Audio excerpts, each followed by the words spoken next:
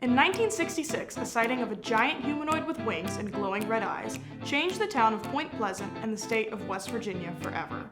The creature brought thousands of tourists and hunters to the region in hopes that they could catch a glimpse of the Mothman.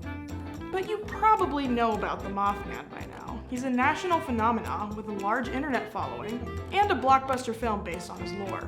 But do you know about the other cryptids that are lurking in Appalachia's hills?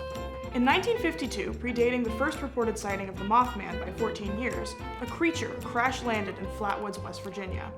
3 boys witnessed the crash and ran to grab one of their mothers to investigate. They see this red light in the trees, in the woods. And so one of the boys shines his light at the light that they see. It hit the creature, and the creature hissed at them.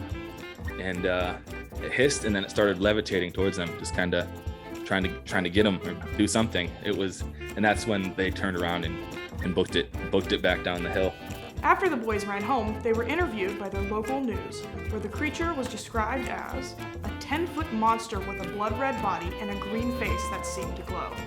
Like the Mothman, the Flatwoods Monster has taken over the culture of the town where it was first seen, with the Flatwoods Monster Museum also acting as the Braxton County Visitor Center. Also before the first Mothman sighting in Point Pleasant, another creature was discovered further east in West Virginia. A reporter for the Grafton Sentinel in Grafton, West Virginia, was driving home when he noticed something.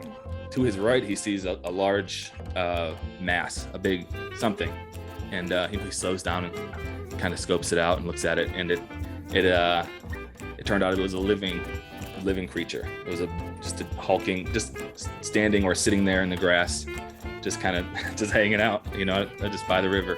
The Grafton monster has been described as being large with white seal-like skin and no neck.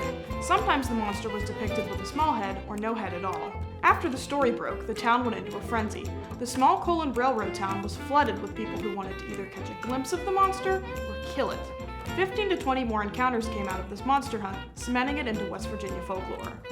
The least known but oldest cryptid on this list is the Marion County Ogawa. The Ogawa is a 500-pound, two-headed snapping turtle-like creature who lives in the Monongahela River in north-central West Virginia.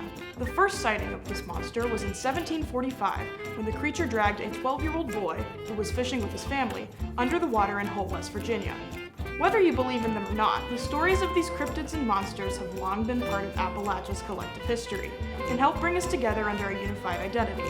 So this spooky season, keep your eyes peeled, Appalachians, for a sighting of your own. I'm Arden Miner from 100 Days in Appalachia.